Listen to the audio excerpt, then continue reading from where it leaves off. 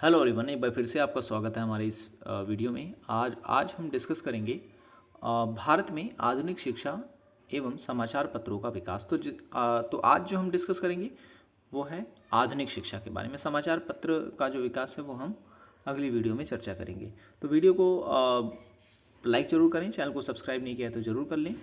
और हमारी जो वीडियो है ये सभी एग्ज़ाम्स के लिए इम्पॉर्टेंट है। अगर स्पेशली आप तैयारी कर रहे हैं DSSB TGT या यूपी टेट का, या फिर LT ग्रेड, या फिर BPSC टीचर वैकेंसी के लिए, तो आप हमारी वीडियोस को फॉलो कर सकते हैं।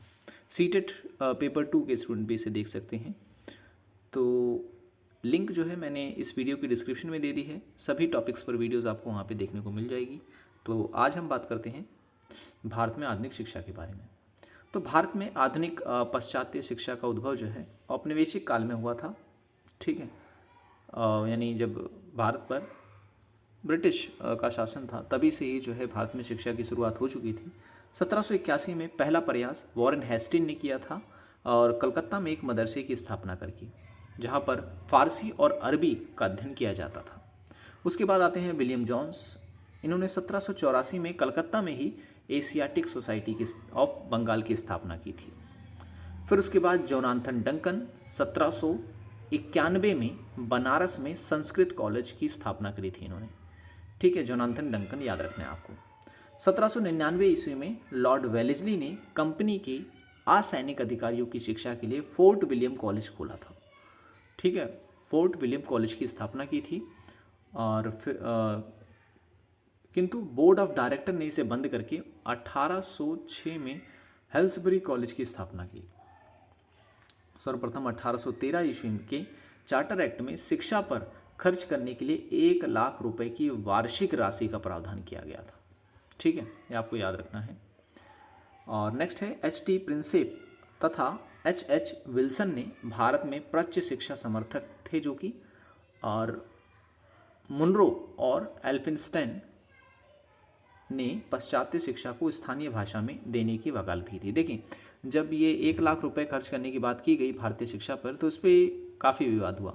कुछ लोगों का मानना ये था कि भारतीय लोगों को शिक्षा जो है उनकी स्थानीय भाषा में दी जाए, लेकिन कुछ का मानना ये था कि भारतीयों को शिक्षा जो है वो अंग्रेजी भाषा में दी जाए। तो इसमें लेकर के काफ़ी विवाद हुआ था। ठीक है, तो ब्रिटिश सरकार ने प्राच्य भाषाओं को बढ़ावा देने के लिए कलकत्ता, बनारस और आगरा में 3 संस्कृत कॉलेज की भी स्थापना की थी। मनुस्मृति का संस्कृत से अंग्रेजी भाषा में अनुवाद जो है कोड ऑफ जेंटू लॉ के नाम से प्रकाशित हुआ था। रॉयल सोसाइटी ऑफ लंदन का अध्येता बनने वाले जो प्रथम व्यक्ति थे वो थे AC वाडिया। ठीक है, उसके बाद आती है डाउनवर्ड फिल्ट्रेशन थ्योरी। ठीक है, और ये थ्योरी जो है लॉर्ड मैकाले के द्वारा दी गई थी कि हम जो है भारतीयों में से जो उच्च और मध्य वर्ग के लोग होंगे उनमें से छान करके जो है लोगों को निकालेंगे जो मूलतः ब्रिटिश सोच के लोग होंगे। मतलब एक तरीके से भारतीयों को जो है अंग्रेज बनाने का पूरा प्रयास किया गया था इस। ठीक है, लॉर्ड मैकाले जो कि गवर्नर जनरल की काउंसिल का विधि सदस्य था, इसी ने जो है 2 फरवरी 1835 में लॉर्ड मिनट प्रस्तुत किया था, जिसे आलोक पत्र हिंदी में बोलते हैं। उस समय गवर्नर जनरल थे लॉर्ड विलियम बेंटिक। ठीक है, तो उन्होंने जो है इसका समर्थन भी किया था।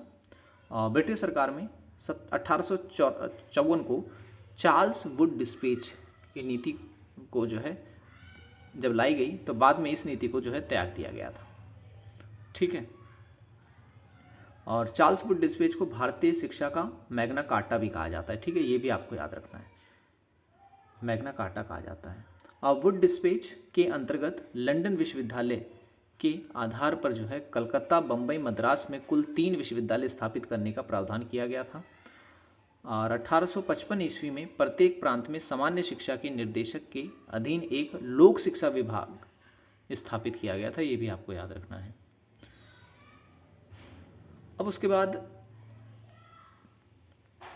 कुछ और तथ्य हैं जो आपको याद रखने हैं, जैसे कि 1902 में जो है लॉर्ड कर्जन के द्वारा सर टॉमस रेले की अध्यक्षता में एक विश्वविद्यालय आयोग की स्थापना की गई थी। ठीक है, जिसमें 2 भारतीय सदस्य शामिल थे। एक थे सैयद हुसैन बिलग्रामी और दूसरे थे गुरदास बनर्जी। ठीक है, और शारीरिक शिक्षा का प्रावधान सर्वप्रथम जो है हंटर शिक्षा आयोग द्वारा किया गया था। ठीक है, और फिर सैडलर आयोग में शामिल 2 भारतीय सदस्यों के नाम आपको याद रखने हैं, डॉक्टर आशुतोष मुखर्जी और डॉक्टर जियाउर अहमद। स्त्रियों की शिक्षा के लिए बैथून ने अनेक बालिका विश्वविद्यालय खोले, इन्हें बैथून स्कूल कहा जाता है। और भारतीय विश्वविद्यालय अधिनियम 1904 को गोपाल कृष्ण गोखले ने भारतीय शिक्षा को पीछे की ओर ले जाने वाला अधिनियम की संज्ञा दी थी। ठीक है, जो भारतीय विश्वविद्यालय आयोग लाया गया था 1904 में, गोपाल कृष्ण गोखले ने उसकी आलोचना की। अब उसके बाद एक और तथ्य याद रखना है आपको, वो ये कि 1948 में जो है राधा कृष्णन आयोग की स्थापना की गई थी। ठीक है, राधा कृष्णन आयोग की स्थापना की गई थी। इसने शिक्षा को जो है समवर्ती सूची में रखने का सुझाव दिया था, जिस पर केंद्र और राज्य जो होंगे दोनों मिलकर इस पर कानून बनाएंगे। ठीक है, समवर्ती सूची में वही विषय आते हैं। शिक्षा की वार्धा योजना में पहली बार सार्वभौमिक निःशुल्क शिक्षा की बात जो है वो की गई थी वार्धा योजना में, आपको याद रखना है। अब यहाँ पर कुछ प्रमुख शिक्षा आयोग हैं और उनके अध्यक्ष हैं जो आपको जो है याद रखने हैं। पहला है चार्ल्स वुड डिस्पेच, 1854 में आया था, और उस समय जो गवर्नर जनरल थे वो थे लॉर्ड डलहौजी। ठीक है, हंटर आयोग की बात करें 1882 में आया था, और उस समय गवर्नर जनरल थे लॉर्ड रिपन। रेले आयोग 1902 में आया था, लॉर्ड कर्जन के समय में। सैडलर आयोग 1917 में आया था, लॉर्ड चेम्सफोर्ड के समय में।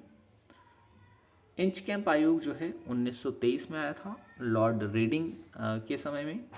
हरतोंग समिति की अगर हम बात करें 1929 में, लॉर्ड इरविन के समय में। लिंडसे आयोग 1929 में, लॉर्ड इरविन के समय में। सर्जेंट आयोग 1944 में, लॉर्ड बेबल के समय में। और राधा कृष्ण आयोग 1948 में लॉर्ड माउंटबेटन के समय में लाया गया था।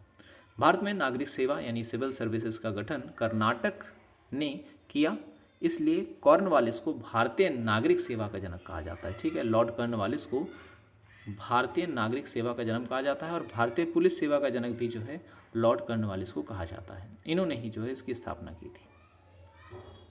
1853 के चार्टर एक्ट में कंपनी के कर्मचारियों की नियुक्ति के लिए जो है के स्थान पर प्रतियोगिता परीक्षा को आधार बनाया गया था। ठीक है, कि अब कंपनी के लिए जो कर्मचारी चुने जाएंगे वो प्रतियोगी परीक्षा के द्वारा चुने जाएंगे।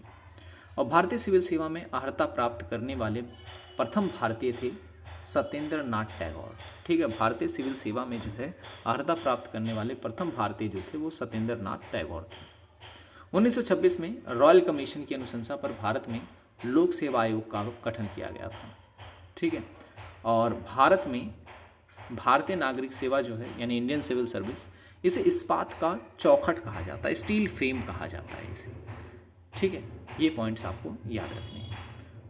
तो आशा करता हूँ ये वीडियो आपको पसंद आया होगा। वीडियो पसंद आया तो लाइक ज़रूर करना, चैनल को सब्सक्राइब नहीं किया है तो ज़रूर कर लें, ताकि जब जब हम इस तरह की वीडियोज़ डालें आपको नोटिफिकेशन मिलता रहे। पहले की वीडियोज़ अगर आपने नहीं देखी है तो ज़रूर देखें, लिंक जो है मैंने इस वीडियो की डिस्क्रिप्शन में दे दी है, जहाँ पर क्लिक करके आप देख सकते हैं।